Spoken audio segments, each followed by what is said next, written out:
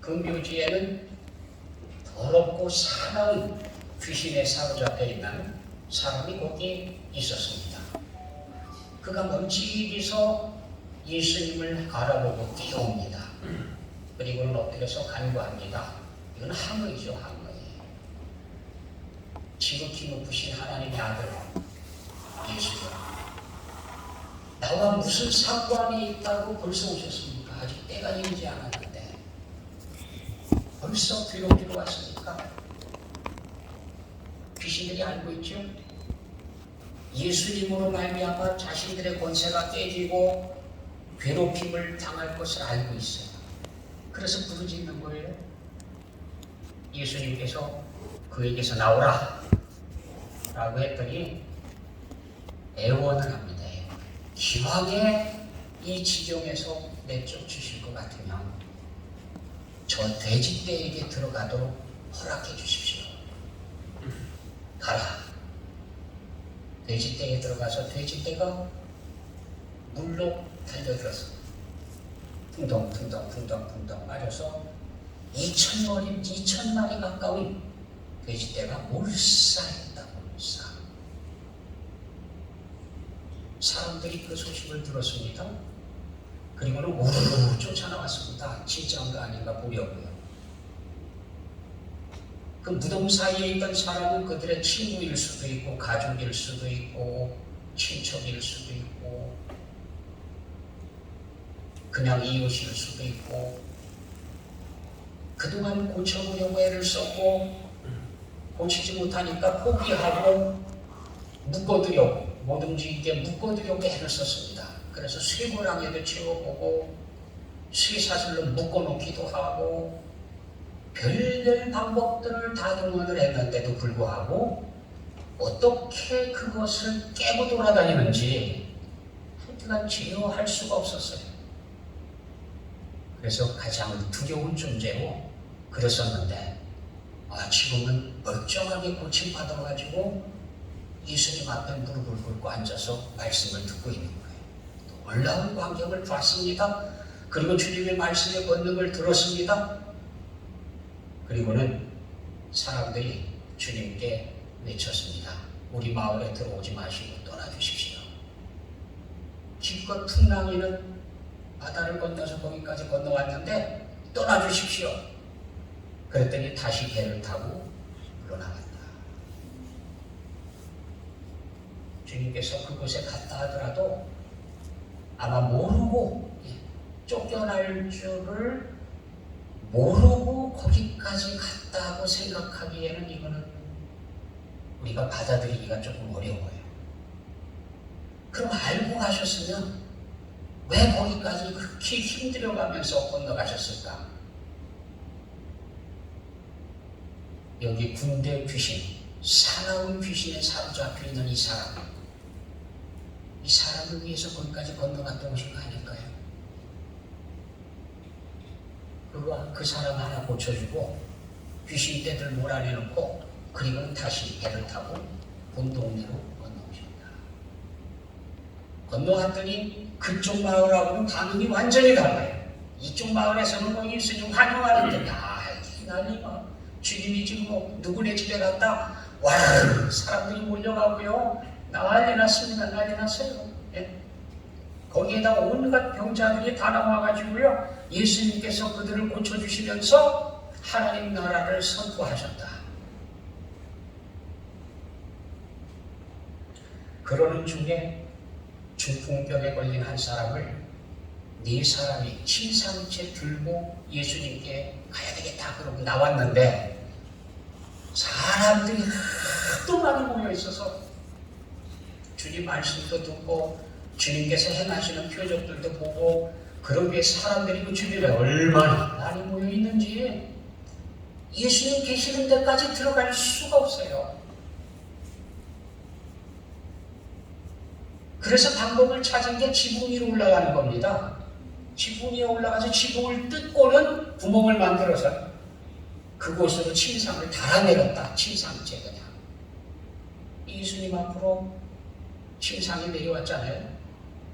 주님께서 네 죄 사함을 받았느니라 그들의 믿음을 보시고 중풍병자에게 그렇게 얘기를 했어요.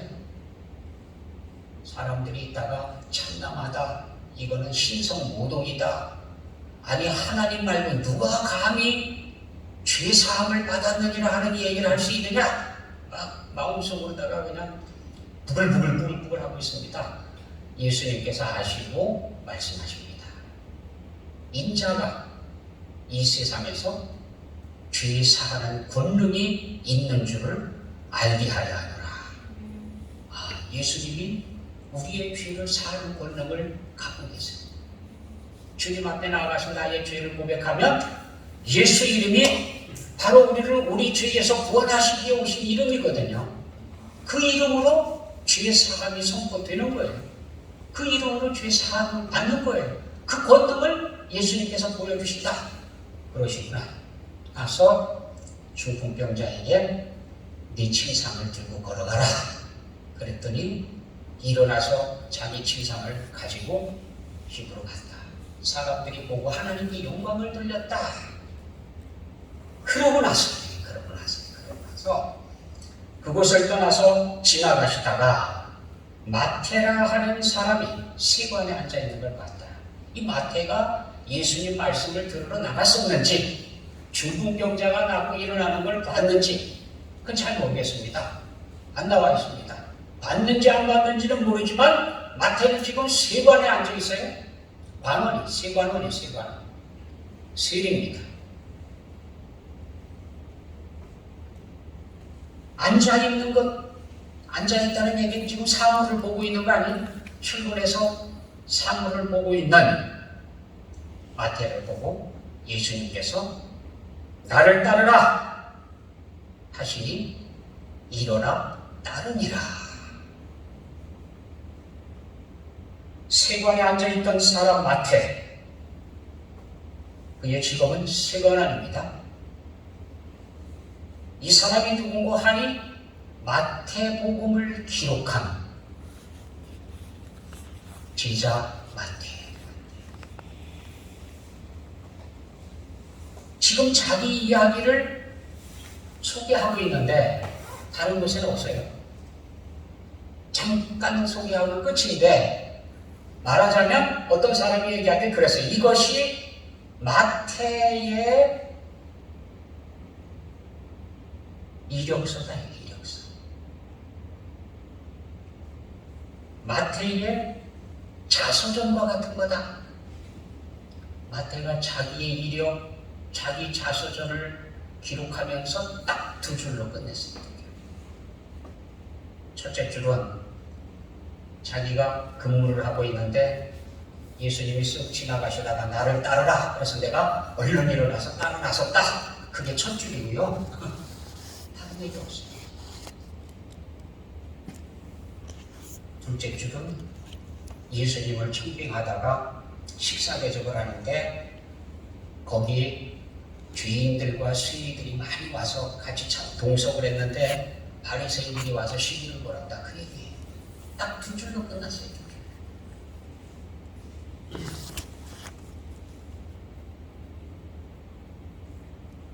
생각해 보십시오. 신약 성경의 맨 첫 권이 뭡니까? 마태복음 아니에요? 그 마태복음을 기록한 자리예요. 아니 복음서를 기록했다는 게 이거 어마어마한 영광이고 특권이고 이거야말로 정말 자랑스러운 것이고 그렇잖아요. 자랑할 게 도망겠어요? 예? 내가 이런 사람이다. 내세울 게 얼마나 많겠어요? 누구도 자랑거리 아닙니까? 그런데 그런 거 싹 감춰놓고요. 자기가 뭣도 모르고 시관에 앉아가지고 돈 계산하고 있는데 예수님이 오라 그래가지고 그냥 다짐거 치고 내가 따라 나섰다. 그거 한 줄 하고 그 다음에 예수님 대접했다. 두 줄로 끝나요. 자랑할 것도 없고요. 내세울 것도 없고요. 어떻게 내가 나같이 부족한 것이 예수님의 제자가 됐느냐? 그걸 생각해 볼 수 있는 단 두 줄. 그것만 기록하고 끝났어요.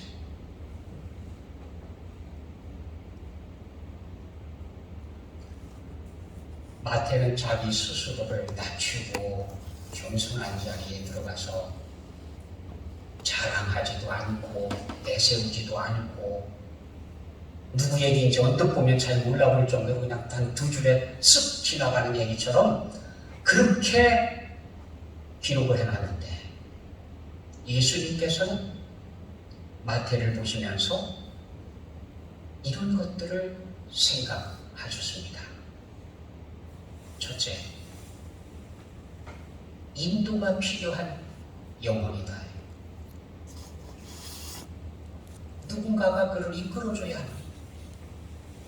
누군가에게 길을 인도함을 받아야 되는 그런 한 영혼으로만 봤다는 겁니다.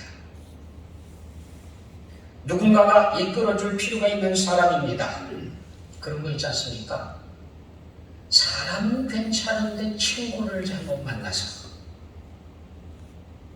사람은 괜찮은데 이웃을 잘못 만나서, 그 사람은 참 법이 없어도 살 사람이고 참 정직하고 괜찮은 사람인데 사람을 잘못 만나서 이용당해가지고 그만 베렸다.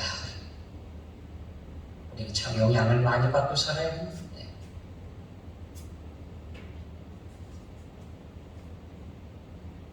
주변 사람들이 품질이 떨어지면 자칫 휩쓸리기가 쉽습니다. 아니라는 생각을 갖고 있으면서도 자기도 모르게 휩쓸려가지고요. 한 통속이 돼서 같은 소리를 지르고 같은 행위를 하고 참 이 군중심리라고 하는 게 진짜 무서워요.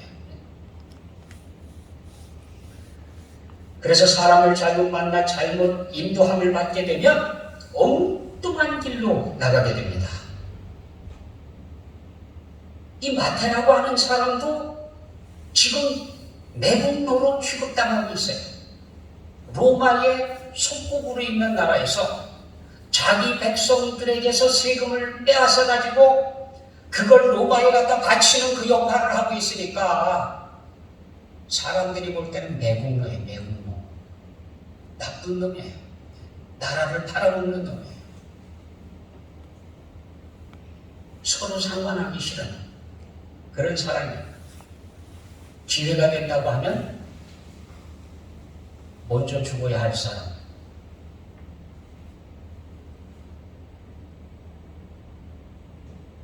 마태는 누군가가 그 삶이 옳지 않다는 걸 깨우쳐 주지도 않았고 정면으로 지적하는 사람이 있었는지도 모르겠고 아무튼 그는 큰 갈등 없이 그 직업이 괜찮은 직업이라고 생각을 하고 있었습니다. 그랬는데 예수님께서 마태를 부르신 거예요. 나를 따르라. 두 번째, 예수님께서는 마태가 구주 예수 그리스도, 구세주가 필요한 한 영혼임을 본 겁니다. 사람들이 그를 뭐라고 평가하든 사람이 그를 왕따시키고 만나고 싶지도 않고 손가락질하고 매국노라고 하고 죽이려고 하고 별별 방법을 다 동원하고 그렇게 따돌림을 한다고 하더라도 예수님께서 보실 때는 구원이 필요한 한 죄인이에요. 사실 알고 보면 그렇지 않은 사람은 이 땅에 없습니다. 우리 모두는 한 사람도 제외됨 없이 구세주가 필요한 사람들이에요. 구원받아야 할 죄인들일 따름이에요. 우리는 괜히 나는 의인이네, 나는 지성인이네, 앞만 떠들어봐야 우리 모두는 구원이 필요한 죄인들입니다. 의인은 없나니 하나도 없도다. 모두가 다 죄를 범하였음에 하나님의 영광이 이루지 못하더니 그러거든요. 우리가 다 그런 존재들이거든요. 그러니까 예수님께서는요, 그 이상도 그 이하도 아닌 마태도 구원받아야 하는 한 영혼일 뿐이에요. 거기에 주님께서는 마태를 바라보면서 마태가 스승만 잘 만나면 새로운 삶을 살 수 있는 사람이다 라고 하는 걸 보았습니다. 주님을 따라 나설 걸 알았습니다. 그리고는 놀랍게도 예수님을 따라 나서고 나서 한 번도 마태가 갈등을 하고 돌아서고 옛날로 돌아가려고 하고 혹은 주님 곁을 따르는 것을 머뭇머뭇하고 그런 기록이 한 번도 안 나와요. 그는 진짜 결단하고요. 자기가 지금까지 믿었던 내 직장이 그래도 할 만한 직장이다. 권세도 있고요. 돈도 많이 벌고요. 여러 가지 안정되고요. 그런데 전부 팽개쳤다. 예수님께서는 그가 모든 걸 버려두고 주님을 따라 나서서 주님께로부터 훈련받고 그리고 순교의 길을 기꺼이 갈 제목이라는 사실을 본 거예요.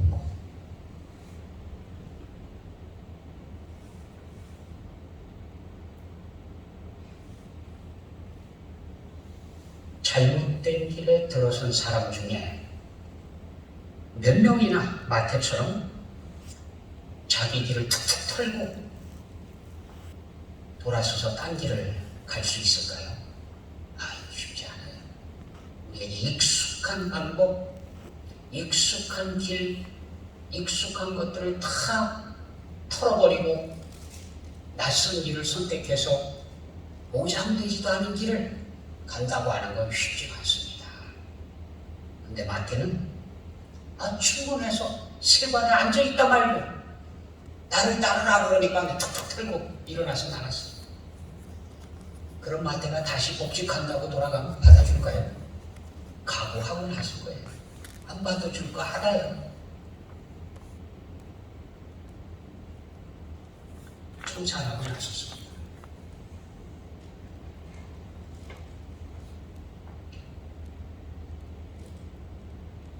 예수님께서는 마태를 통해서 큰 가능성을 보신 거예요.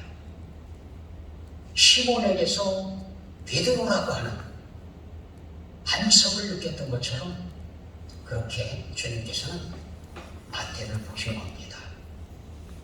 나의 신실한 종이 되리라고 하는 가능성을 보시고 부르셨습니다. 정말이지 소중한 기록, 마태복음이라고 하는 정말 소중한 기록을 남길 종으로 그렇게 부름을 받았고 훈련받았고 그리고 기록을 남겼습니다. 여러분 그냥 생각하죠. 12제자 중에서 계산이 누가 제일 빠를까요? 세관원에 앉아서 세금 계산하던 사람이 이 사람이에요. 세금 계산하는 사람들의 숫자 개념이요 얼마나 뛰어난지 몰라요. 그거 모르면 못 받아내요. 속이려고 들면 얼마든지 속이거든요. 그거 다 속이려고 하는 거 다 찾아내고요. 까딱하면 여기서 얼마큼 속이고 있고 그것까지 다 찾아내야 되니까 머리도 비상해야 되고요. 숫자 개념이요 비상해요. 숫자 개념이 아주 비상한 사람을 만났습니다. 그런데요 진짜 놀랍더라고요. 양산만 잘하는 게 아니고요. 척척척척 계산하면 그렇게 계산하면 이건 얼마 아니고 이건 컴퓨터예요. 컴퓨터. 그게 그렇게 발달되더라고요. 그러니 맨날 앉아서 세금 계산하고 그거 세관 안에 앉아서 그거 하고 있었으니까 머리가 얼마나 많이 발달됐겠어요. 더군다나 숫자 개념이요. 그래서 예수님의 제자들 중에서 그 경비를 감당하는 회계를 뽑는다고 하면 누가 회계를 해야 될 것 같아요? 세관원에 앉아있던 마태가 계산 제일 잘하죠. 빼돌리는 것까지 쫙 한눈에 다 파악하고요. 정확한 사람입니다. 그런데 열두 제자의 회개는 마태가 아니었어요. 가문에다가 회개를 감당했어. 그거 참 왜 그랬을까? 혼자서 한번 생각을 해봤어요. 아니 왜 마태가 안 맞고 가론유다가 회개를 맡아서 돈 계산을 하고, 그것도 가론유다가 정직하지도 않고 몰래 빼돌렸다고 돼 있는데 그런 유다에게 왜 회개를 맡겼을까? 그렇죠. 그렇지 않아요? 네. 마태는 아주 정직하고 한 번 따라 나서기로 한 다음에 한 번도 딴 길을 걸지 않는 그런 마태인데 정말 믿음성 있지 않습니까? 맡길만 하지 않아요? 그런데 한번 걸 보면 여러 가지로 생각을 해볼 수 있겠지만, 첫째는 마태가 자기의 주특기를 내세우질 않았어요. 계산하면 내가 최고다, 그거 한 번도 내세우지 않았어요.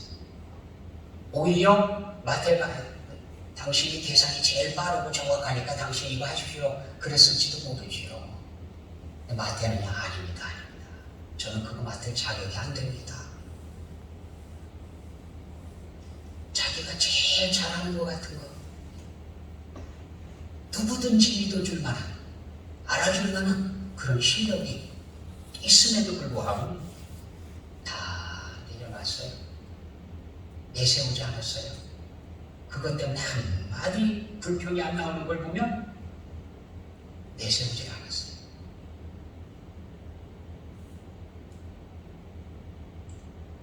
마태는 자신이 잘할 수 있는 것, 능력, 인정받는 것, 지도자가 되는 것, 높은 지위를 차지하는 것, 다 관심이 없었던 것 같아요. 한 번도 그 싸움에 나서서 마태의 이름이 기록된 적이 없어요.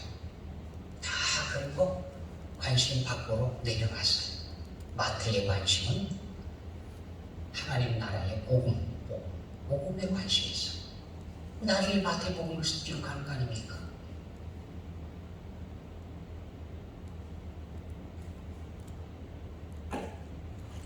마태는 그날 주님께서 지나가시다가 자기를 부르신 그 이야기 잠깐 한 줄의 요약을 해놓고는 그걸 자기 프로필로 다 끝냈어요. 누군지도 모르고 어떤 사람인지도 모르고 그러면 안 되니까 내가 어떻게 주님의 종이 되느냐, 내가 어떻게 예수 그리스도의 제자가 되느냐, 그 이야기를 들려줘야 되는데 이러쿵저러쿵 많은 얘기가 필요 없었습니다. 그날 주님께서 지나가시다가 나를 따르라 해서 내가 얼른 일어나서 따라 나섰다. 그게 끝이에요. 그래서 제자가 됐다는 거예요.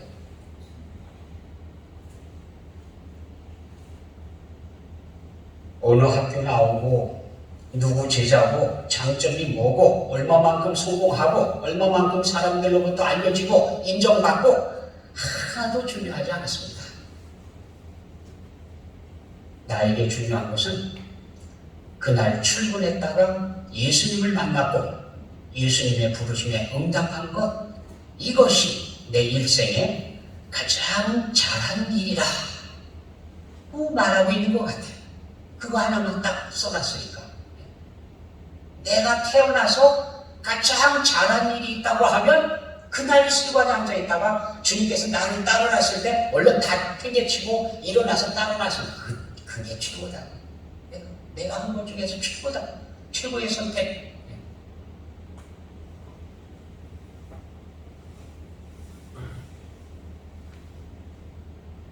성경에서 예수 그리스도께서 나를 따르라 부르시면은 7가지 예가 나옵니다. 이렇게 해서 따라 나오라. 이것을 위해서 따라라. 이렇게. 첫째, 구원에 대한 소명.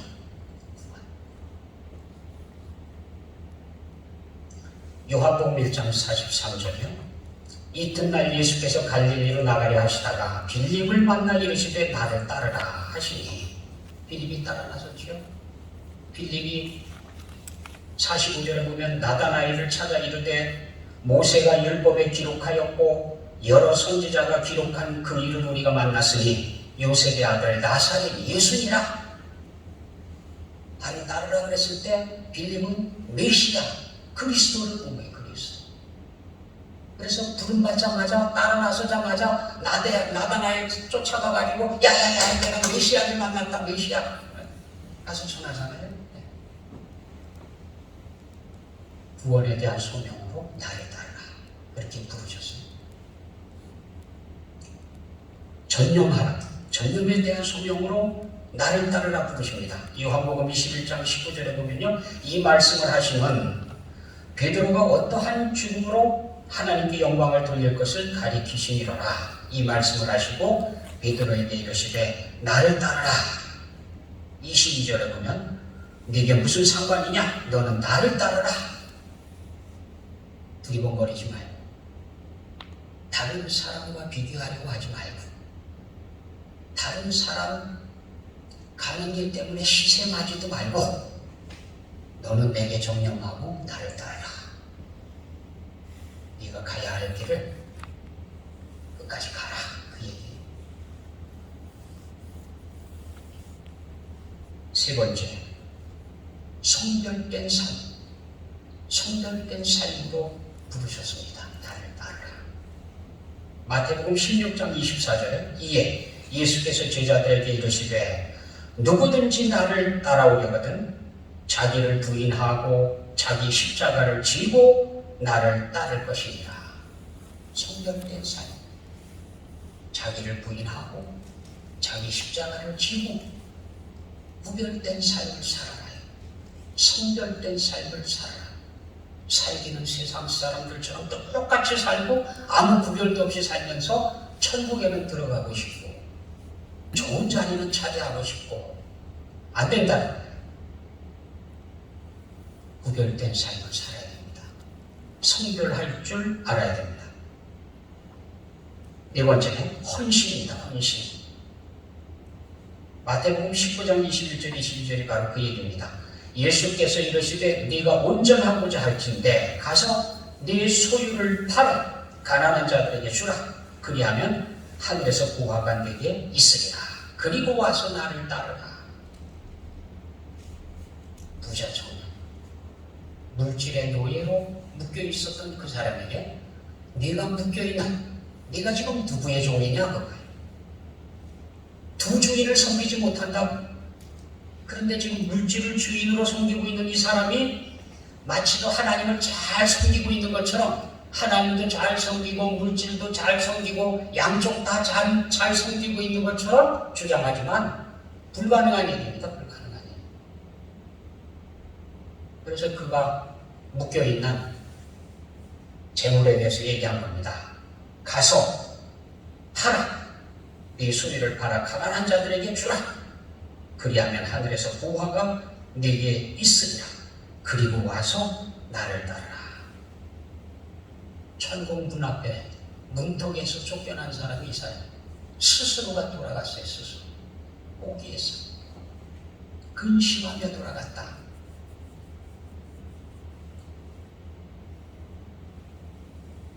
다섯 번째, 섬김에 대한 소명입니다. 섬김. 요한복음 12장 26절에 보면 사람이 나를 섬기려면 나를 따르라. 나 있는 곳에 나를 섬기는 자도 거기 있으리니 사람이 나를 섬기면 내 아버지께서 그를 귀히 여기시리라. 섬김에 대한 소명. 섬기로 부름을 받았다. 주님을 따르는 사람은 주님께서 일하시는 곳에 같이 일하고요. 주님께서 계시는 곳에 있고요.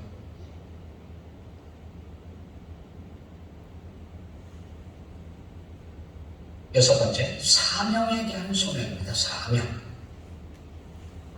마태복음 4장 19절에 보면 말씀하시되 나를 따라오라. 내가 너희를 사람을 낳는 어부가 되게 하리라. 사명이죠. 우리가 해야 할 일이 뭡니까? 사람을 낳는 어부예요. 뭡니까? 지옥으로 가고 있는 사람들을 방향 수정을 해주는 거예요. 천국 백성들. 이 땅에 지옥이 없다고 하면 교회도 존재할 필요가 없습니다. 지옥이 존재하기 때문에 교회도 존재합니다. 분명히 방향을 잃고 헤매고 있는 사람들에게 천국으로 갈 수 있도록 길 안내를 하는 게 교회입니다.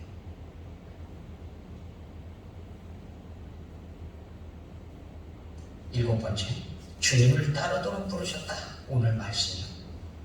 예수께서 그곳을 떠나 지나가시다가 마테라 하는 사람이 세관에 앉아있는 것을 보시고 이르시되 나를 따르라 하시니 일어나 따르니라. 주님을 따르더니 마태는 아주 단순하게 예수님을 따랐어요. 그것으로 만족했어요.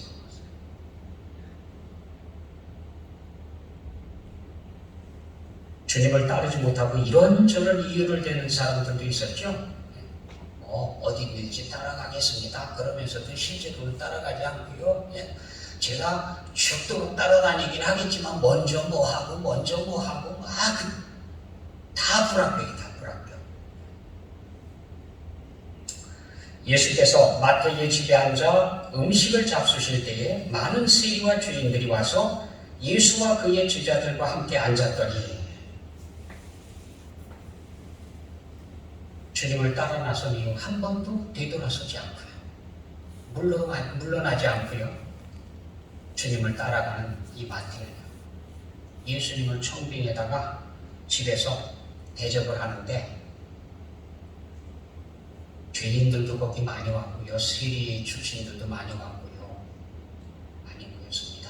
다 대접했습니다.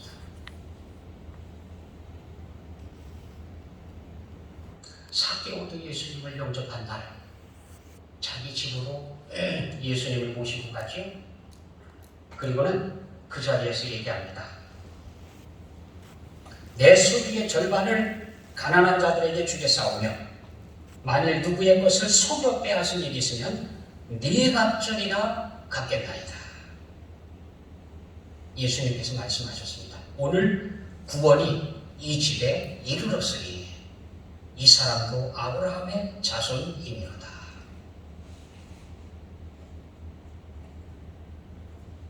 이 아닙니까?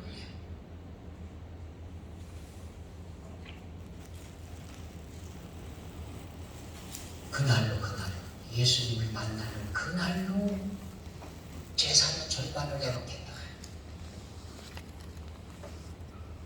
그리고 누구에게 억울한 일을 행한 게 있다고 하면 갚아주겠다. 4배로 갚아주겠다.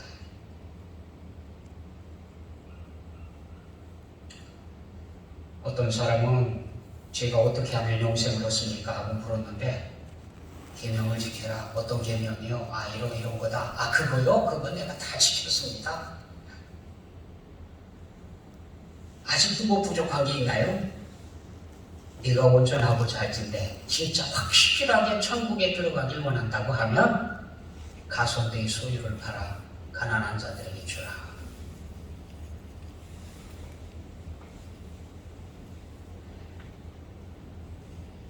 가지고 있는 전 재산을 다 팔아가지고 치우라는 얘기도 아닌데 거기 그런 뜻으로 말씀하신 것도 아닌 것 같은데 무엇 때문에 근심하며 돌아갔는지 모르겠습니다. 그거 요구하지도 않았는데 삭개오는 알아서 말이죠. 제가 절반을 내놓겠습니다. 재산의 절반을 줄이고 그나마도 누구에게 억울한 일을 행한 게 있으면 내갑절로 갚겠습니다. 너무 대조적이지 않습니까?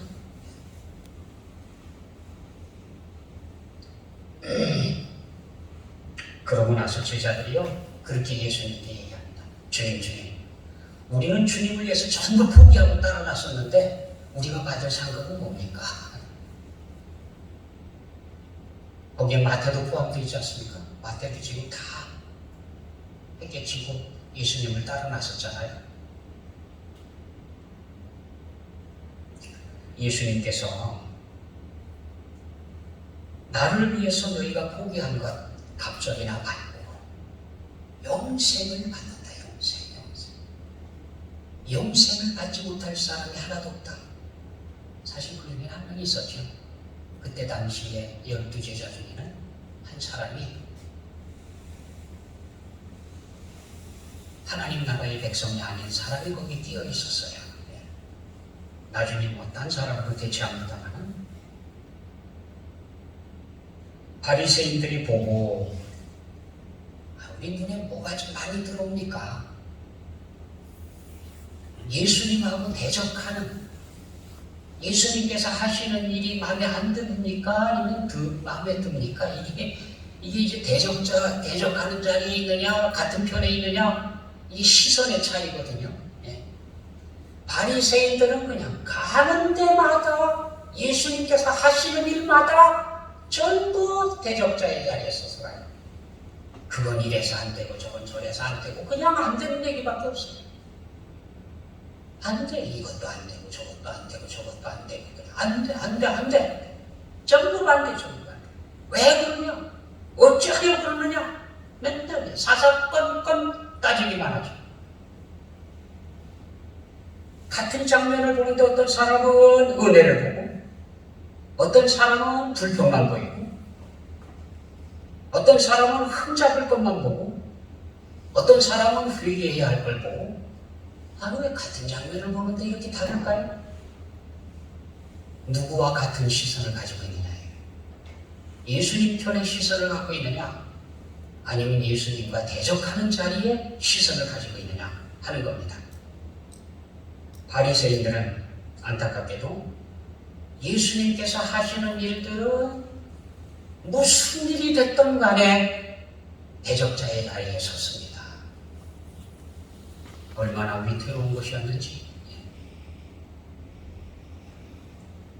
세례 요한도 예수님이 드러나기 전, 예수님이 공생애를 시작하기도 전서부터 세례 요한도 그걸 보았습니다. 보고 이미 바리새인들을 향해서 이 독사의 자식들아 하면서 회개하라고 소리를 질렀거든요. 보이는 거예요. 예수님의 시선을 가지고, 예수님 아직 나타나지도 않았습니다. 누군지도 몰라요. 그러고 있는 시대에도 벌써 세례 요한의 눈에는 바리새인들이 하나님의 나라를 대적하고 있는 게 눈에 들어온 거예요. 보인 거예요. 그들은 주님을 죽이고 무덤에 장사 지내고 그 이후까지도 내내 대적자의 자리에 섰습니다.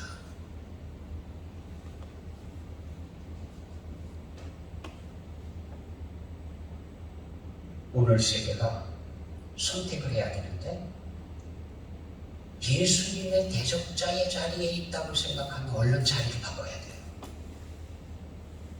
그 자리에 있어서 좋을 게 하나도 없거든요. 그 자리에 머뭇거리고 있어서 구원받을 길이 없거든요. 빨리 바꿔야 돼요. 빨리 바꿔야 돼요. 나는 이상하게 예수님이 하시는 일은 못마땅한다. 그러면 빨리 고쳐야 돼요. 빨리 회개하고 방향을 바꿔야 돼요.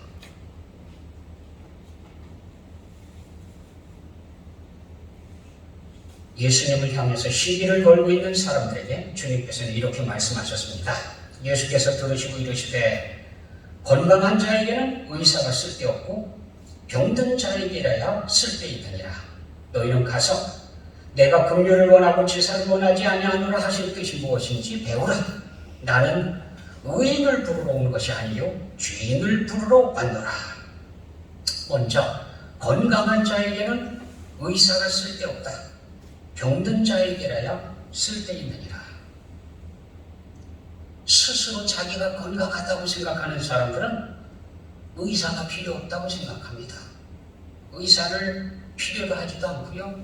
의사의 처방 그렇게 중요하게 생각도 안 하고요. 무시해요. 필요성을 못 느껴요. 자기 스스로 건강하다고 생각하기 때문입니다. 문제가 없다고 생각하기 때문입니다. 그래서 이런 사람들은 평소에 죄의 문제에 대해서 관심이 없습니다. 회개에 대해서도 관심이 없습니다.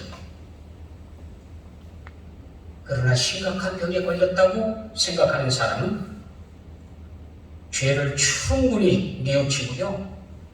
깊이 느끼기 때문에 회개에도 관심이 많습니다.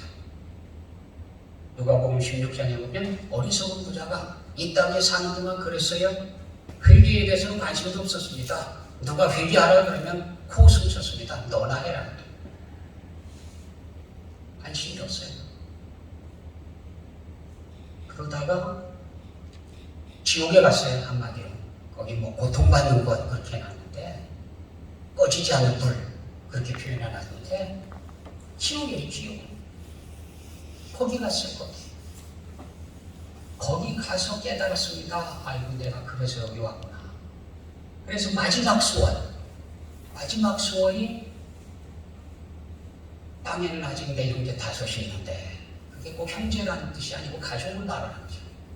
사랑하는 가족이 다섯이나 있는데 그들이 회개하고 나처럼 회개하라 그러면 너나 해라 이렇게 무시하고 살지 않고요. 회개하고 내가 있는 이 고통받는 곳에 오지 않게 해주십시오.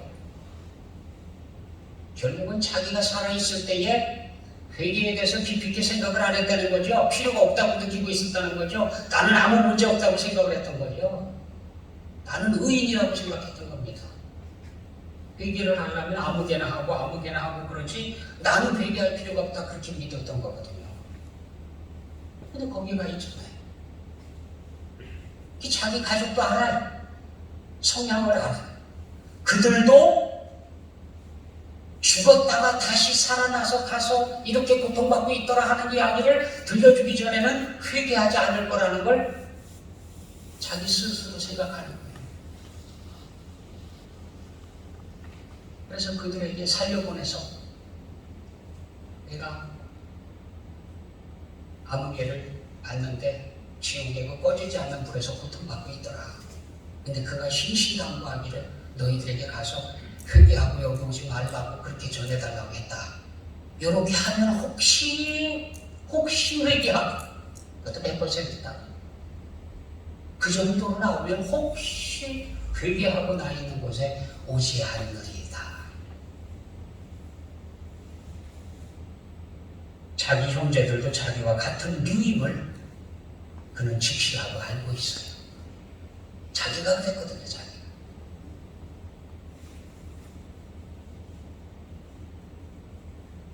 건강하다고 믿고 있는 사람은 일반적으로 위험을 가볍게 생각하고 두려워하지 않습니다. 예컨대 담배가 위험하다. 근데 담배 전매 수익이 너무 많아가지고 포기하지 못했었거든요. 그러다가 이거 국민을 죽이는 거다. 담배가 얼마나 위험한 건데 그걸 팔아서 국고를 채우고 말이 안 된다. 그래가지고 막 데모가 일어나고 난리가 났죠. 그래서 담배값에다가 사진을 싣습니다. 한쪽 앞면에다 사진 싣 때 뒷면에다가 경고를 써놓습니다. 폐암, 후두암, 구강암, 심장질환, 뇌졸중 이런 것들 걸린 사진들을 담배갑에다가 실어놓고 뒤에다가 경고 이렇게 된다. 사진들을 보면은요. 그런데 담배 팔린 값수를 보니까 2016년에 36억 6천만 갑, 2017년 35억 2천만 갑, 2018년 34억 7천만 갑, 2019년 34억 5천만 갑. 아니 우리나라에서 한 해 동안 팔리는 담배 값 수가 계피가 아니고 값 수가 3억 5천만 아니 34억 4억이 아니라 34억 5천만 값. 안 줄어요. 담배 피우면 목구멍에 구멍이 뻥 뚫려가지고 그냥 이렇게 기계도 붙이고 이러고 다니고 있고 뭐 그런 사진 보여주고 다 해도 사진 왜 그럴까요? 설마 내가 그렇게 걸릴까? 그러는 거거든요. 자기하고는 상관없다고 생각하니까 그 경고가 붙어있는데도 불구하고 이거 피우면 이렇게 된다고 경고가 붙어있는데도 불구하고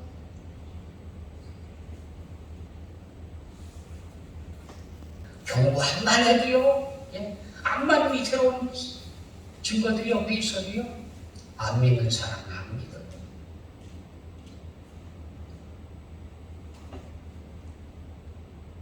자기가 심각한 병이 있다라고 생각하는 사람들이나 조심조심하고 어떻게 하면 건강을 회복할 수 있을까 관심을 기울이고 의사를 환영을 하고 의사가 이렇게 하라 그러면 그렇게 하고 저렇게 하라 그러면 저렇게 하고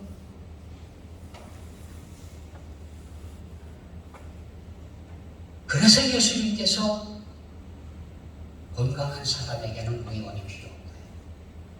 그것처럼 죄를 깨닫지 못하는 사람들은 예수님을 필요로 하지 않아요.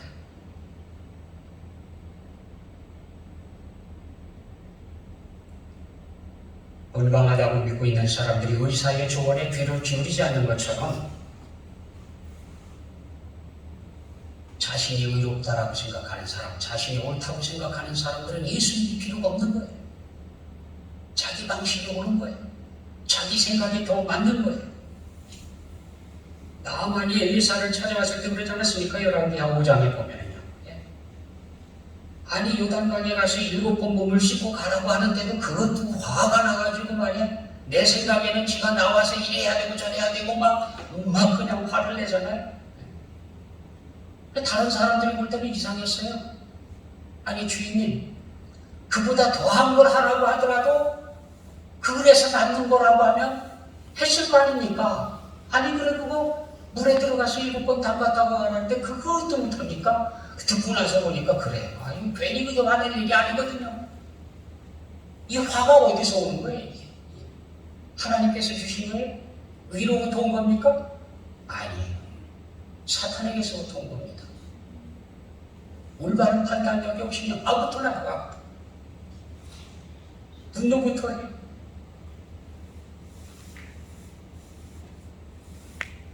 일곱 번 들어갔다 나온 다음에 비로소 얘기하잖아요. 천지를 창조하신 하나님이 진짜 하나님이시고 진짜 하나님이 여기 계시는 걸 알았다. 내가 부탁하는데 여기 흙이라도 좀 뽑아게 해달라. 내가 여호와 외에는 다른 제사 번제 드리지 않겠다. 하나님께만 드리겠다.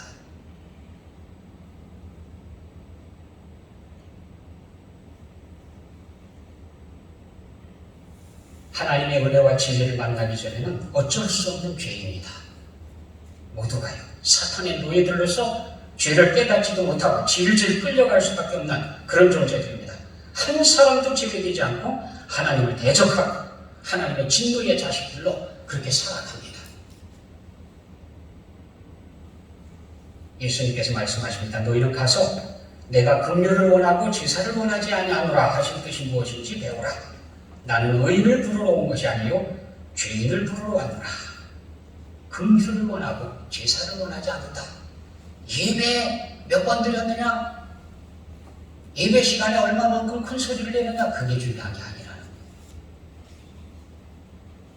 하나님의 긍휼을 바라는, 하나님 저는 죄인입니다. 하나님의 긍휼을 입지 않고는 살아갈 수가 없습니다. 이렇게 요청하고 두 손 들고 나오는 사람들을 주님께서 기다리신다. 호세아 6장 6절이요. 나는 인애를 원하고 제사를 원하지 아니하며 번제보다 하나님을 아는 것을 원하노라.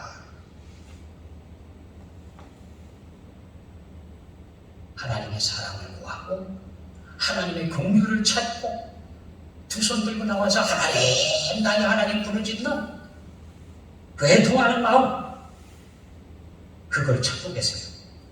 하나님을 아는 것을 원하노라. 번제보다도.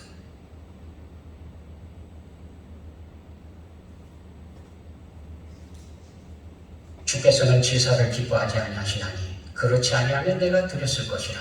주는 번제를 기뻐하지 아니하시나이다. 하나님께서 구하시는 제사는 상한 심령. 하나님께서 뭘 찾고 있느냐? 뭘 바라고 계시느냐? 상한 심령. 하나님이여 상하고 통회하는 마음을 주께서 멸시하지 아니하시리이다. 주님께서는 이렇게 말씀하셨죠. 애통하는 자는 복이 있나니 그들이 위로를 받을 것이요. 무엇 때문에 애통합니까? 죄 때문에. 우리는 어쩔 수 없이 죄에 묶여가지고 허덕거리고 있는 존재입니다. 주님의 은혜가 아니고서는 이 죄의 굴레에서 벗어날 수가 없습니다. 라는 걸 깨닫고 주여 도와주시옵소서 라고 주님 앞에 나오는 사람들을 주님께서 찾고 있다는 겁니다. 그걸 깨닫지 못하는 사람들은 오늘도 자신이 건강하다고 생각을 하고 자신이 의롭다라고 믿고 있고, 그래서 주님을 필요로 하지 않는 분야 속에 들어가서 주님이 하시는 일을 사사건건 대적하는 자리에 나아가게 됩니다. 또 한쪽의 사람들은 자신이 죄인이라는 사실을 깨닫고요, 주님의 도우시며 아니고서는 죄에서 벗어날 길이 없다는 것을 깨닫고요, 주여 도와주시옵소서, 저를 긍휼히 여겨주십시오 라고 매달리게 됩니다. 주님께서는 이런 사람들을 부르고 있다는 겁니다. 나는 의인을 부르러 온 것이 아니요 죄인을 부르러 왔노라. 기도하겠습니다.